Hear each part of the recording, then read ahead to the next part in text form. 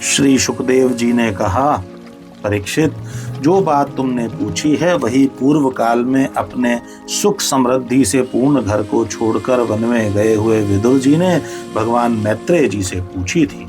जब सर्वेश्वर भगवान श्री कृष्ण पांडवों के दूत बनकर गए थे, तब वे दुर्योधन के महलों को छोड़कर उसी विदुर जी के घर में उसे अपना ही समझकर बिना बुलाए चले गए थे। राजा परीक्षित ने पूछा, प्रभु, यह तो बतलाइए कि भगवान मैत्रेय के साथ विदुर जी का समागम कहाँ और किस समय हुआ था। पवित्र आत्मा विदुर ने महात्मा मैत्रेय जी से कोई साधारण प्रश्न नहीं किया होगा, क्योंकि उसे तो मैत्रेय जी जैसे साधु शिरोमणि ने अभिनंदन पूर्वक उत्तर देकर महिमान्वित किया था। सूत जी कहते हैं, सर्वज्ञ सुखदेव जी ने राजा परीक्षित के इस प्रकार पूछने पर अति प्रसन्न होकर कहा, सुनो परीक्षित, यह उन दिनों की बात है जब अंधे राजा धृतराष्ट्र ने अन्याय पूर्वक अपने दुष्ट पुत्रों का पालन पोषण करते हुए अपने छोटे भाई पांडु के अनाथ बालकों को लाक्षा भवन में भेजकर आग लगवा दी। जब उनकी पुत्र वधू और महाराजा युधिष्ठिर की पत्रानी द्रौपदी के केश दुशासन ने भरी सभा में खींचे, उस समय द्रौपदी की आंखों से आंसुओं की धारा बह चली और उस प्रवाह से उसके वक्ष स्थल पर लगा हुआ केसर भी बह चला। किंतु धृतराष्ट्र ने अपने पुत्र को उस कुकर्म से नहीं रोका। दुर्योधन ने सत्यपरायण और भोले भाले युधिष्ठिर का राज्य जुए में अन्याय से जीत लिया और उन्हें वन में निकाल दिया। किंतु वन से लौटने पर प्रतिज्ञा अनुसार जब उन्होंने अपना न्यायोचित पैतृक भाग मांगा, तब भी मोहवश उन्होंने उन अजात शत्रु युधिष्ठिर को उनका हिस्सा नहीं दिया। महाराज युधिष्ठिर के भेजने पर जब जगत गुरु भगवान श्री कृष्ण ने कौरवों की सभा में हित भरे सुमधुर वचन कहे, जो भीष्मादि सज्जनों को अमृत से लगे, पर कुरुराज ने उनके कथन को कुछ भी आदर नहीं दिया। देते कैसे, उनके तो सारे पुण्य नष्ट हो चुके थे। फिर जब सलाह के लिए विदुर जी को बुलाया गया, तब मंत्रियों में श्रेष्ठ विदुर जी ने राज्य भवन में जाकर बड़े भाई धृतराष्ट्र के पूछने पर उन्हें वह सम्मति दी, जिसे नीति शास्त्र के जानने वाले पुरुष विदुर नीति कहते हैं। उन्होंने कहा, महाराज, आप अजात शत्रु महात्मा युधिष्ठिर को उनका हिस्सा दे दीजिए। वे आपके न सहने योग्य अपराध को भी सह रहे हैं। भीम रूप काले नाग से तो आप भी बहुत डरते हैं। देखिए, वह अपने छोटे भाइयों के सहित बदला लेने के लिए बड़े क्रोध से फुफकारे मार रहा है। आपको पता नहीं, भगवान श्री कृष्ण ने पांडवों को अपना लिया है। वे यदुवीरों के आराध्य देव इस समय अपनी राजधानी द्वारकापुरी में विराजमान हैं।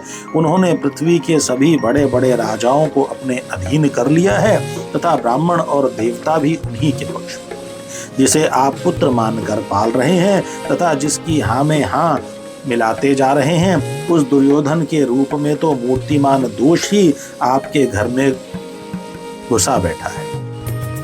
यह तो साक्षात भगवान श्री कृष्ण से द्वेष करने वाला है।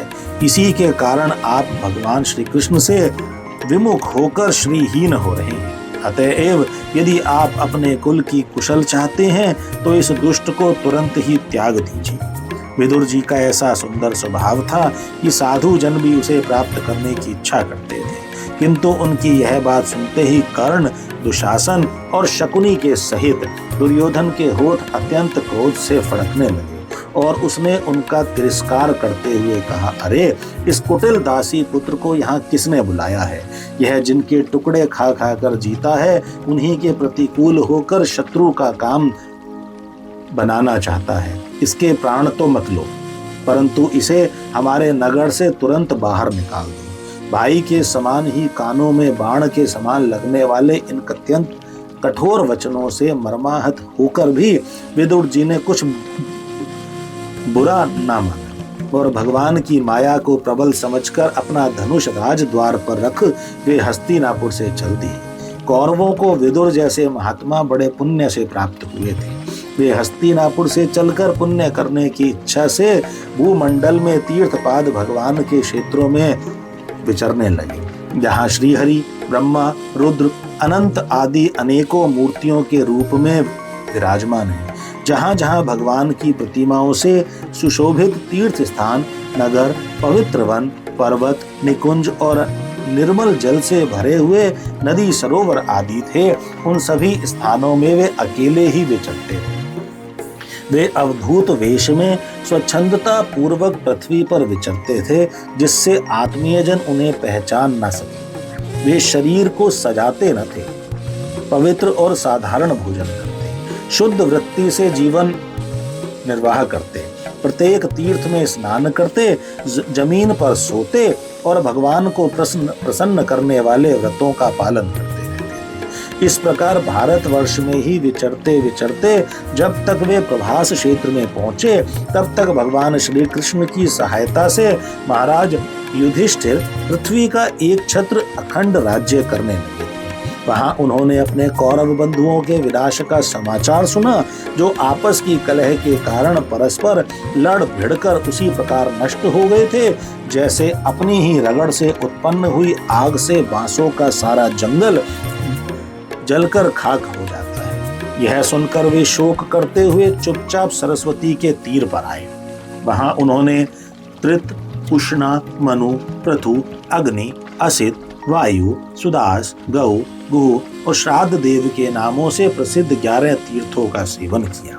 इनके सिवा पृथ्वी में ब्राह्मण और देवताओं के स्थापित किए हुए जो भगवान विष्णु के और भी अनेकों मंदिर थे, जिनके शिखरों पर भगवान के प्रधान आयुध चक्र के चिन्ह थे और जिनके दर्शन मात्र से श्री कृष्ण का स्मरण हो आता था, उनका भी सेवन किया। वहां से चलकर वे धन धान्य पूर्ण सौराष्ट्र, सौवीर, मत्स्य और कुरुजांगल आदि देशों में होते हुए जब कुछ दिनों में यमुना तट पर पहुंचे, तब वहां उन्होंने परम भागवत उद्धव जी का दर्शन किया। वे भगवान श्री कृष्ण के प्रख्यात सेवक और अत्यंत शांत स्वभाव थे। वे पहले बृहस्पति जी के शिष्य रह चुके थे। विदुर जी ने उन्हें देखकर प्रेम से गाढ़ आलिंगन किया और उनसे अपने आराध्य भगवान श्री कृष्ण और उनके आश्रित अपने स्वजनों का कुशल समाचार पूछा। विदुर जी कहने लगे, उद्धव जी, पुराण पुरुष बलराम जी और श्री कृष्ण ने अपने ही नाभि कमल से उत्पन्न हुए ब्रह्मा जी की प्रार्थना से इस जगत में अवतार लिया है।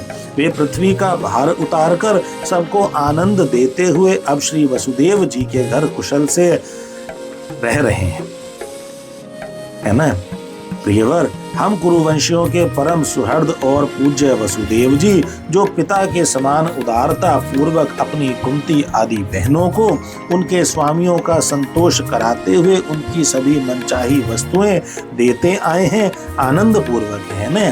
प्यारे उद्धव जी, यादवों के सेनापति वीर व प्रद्युम्न जी तो प्रसन्न है न, जो पूर्व जन्म में कामदेव थे तथा जिन्हें देवी रुक्मणी जी ने ब्राह्मणों की आराधना करके भगवान से प्राप्त किया था। सातवत, वृष्णि, भोज और दाशर वंशी यादवों के अधिपति महाराज उग्रसेन तो सुख से हैं न, जिन्होंने राज्य पाने की आशा का सर्वथा परित्याग कर दिया था, किंतु कमल नयन भगवान श्री कृष्ण ने जिन्हें फिर से राज सिंहासन पर बैठाया।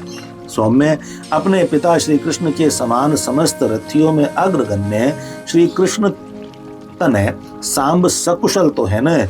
ये पहले पार्वती जी के द्वारा गर्भ में धारण किए हुए स्वामी कार्तिक हैं। अनेकों व्रत करके जाम्बवती ने इन्हें जन्म दिया था, जिन्होंने अर्जुन से रहस्य युक्त धनुर्विद्या की शिक्षा पाई। वे सात्य की तो कुशलता पूर्वक है ना। वे भगवान श्री कृष्ण की सेवा से अनायास ही भगवत जनों की उस महान स्थिति पर पहुंच गए हैं, जो बड़े बड़े योगियों को भी दुर्लभ। भगवान के शरणागत निर्मल भक्त बुद्धिमानी अक्रूर जी भी प्रसन्न है न, जो श्री कृष्ण के चरण चिन्हों से अंकित वज्र के मार्ग की रज में प्रेम से अधीर होकर लौटने लगे। भोजवंशी देवकी के पुत्री देवकी जी अच्छी तरह है न, जो देव माता अदिति के समान ही साक्षात विष्णु भगवान की माता है। जैसे वेदत्रयी यज्ञ विस्तार रूप अर्थ को अपने मंत्रों में धारण किए रहती है, उसी प्रकार उन्होंने भगवान श्री कृष्ण को अपने गर्भ में धारण किया था। आप भक्त जनों की कामनाएं पूर्ण करने वाले भगवान अनिरुद्ध जी सुख पूर्वक हैं न, जिन्हें शास्त्र वेदों के आदि कारण और अंतःकरण चतुष्टय के चौथे अंश मन के अधिष्ठाता बतलाते हैं। सौम्य स्वभाव उद्धव जी अपने हृदयेश्वर भगवान श्री कृष्ण का अनन्य भाव से अनुसरण करने वाले, जो हृदीक सत्य भामानंदन, चारुदेशन और गद आदि अन्य भगवान के पुत्र हैं, वे सब भी कुशल पूर्वक हैं न।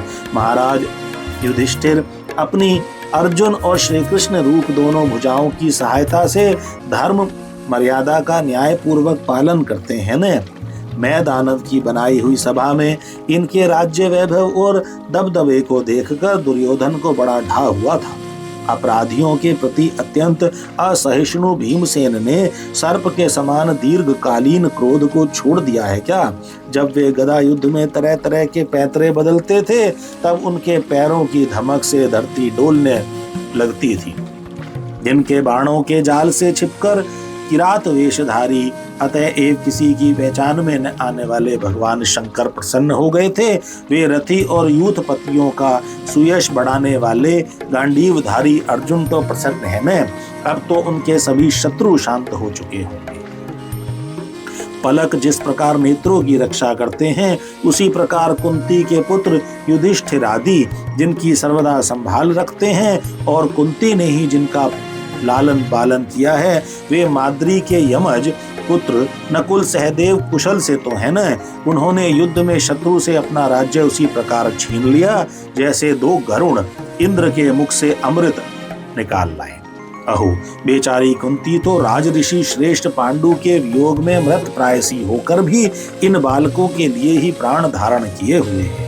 रथियों में श्रेष्ठ महाराज पांडु ऐसे अनुपम वीर थे कि उन्होंने केवल एक धनुष लेकर ही अकेले चारों दिशाओं को जीत लिया। सौम्य स्वभाव उद्धव जी, मुझे तो अधः पतन की ओर जाने वाले उन धृतराष्ट्र के लिए बार बार शोक होता है, जिन्होंने पांडवों के रूप में अपने परलोकवासी भाई पांडु से ही द्रोह किया तथा अपने पुत्रों की हाँ में हाँ मिलाकर अपने हित चिंतक मुझको भी नगर से निकलवा दिया। किंतु भाई, मुझे इसका कुछ भी खेद अथवा आश्चर्य नहीं है।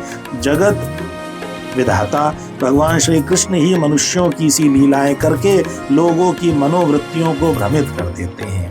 मैं तो उन्हीं की कृपा से उनकी महिमा को देखता हुआ दूसरों की दृष्टि से दूर रहकर सानंद विचर रहा हूँ। यद्यपि कौरवों ने उनके बहुत से अपराध किए, फिर भी भगवान ने उनकी इसलिए उपेक्षा कर दी थी कि वे उनके साथ उन दुष्ट राजाओं को भी मारकर अपने शरणागतों का दुख दूर करना चाहते थे, जो धन विद्या और जाति के मद से अंधे होकर कुमार्गगामी हो रहे थे और बार बार अपनी सेनाओं से पृथ्वी को कपा रहे थे। उद्धव जी, भगवान श्री कृष्ण जन्म और कर्म से रहित हैं, फिर भी दुष्टों का नाश करने के लिए और लोगों को अपनी ओर आकर्षित करने के लिए उनके दिव्य जन्म कर्म हुआ करते हैं। नहीं तो भगवान की तो बात ही क्या, दूसरे जो लोग गुणों से पार हो गए हैं, उनमें भी ऐसा कौन है जो इस कर्माधीन देह के बंधनों में पड़ना चाहेगा। अतः मित्र, जिन्होंने अजन्मा होकर भी अपनी शरण में आए हुए समस्त लोकपाल और आज्ञाकारी भक्तों का प्रिय करने के लिए यदुकुल में जन्म लिया है, उन पवित्र कीर्ति श्री हरि की बातें सुनाओ।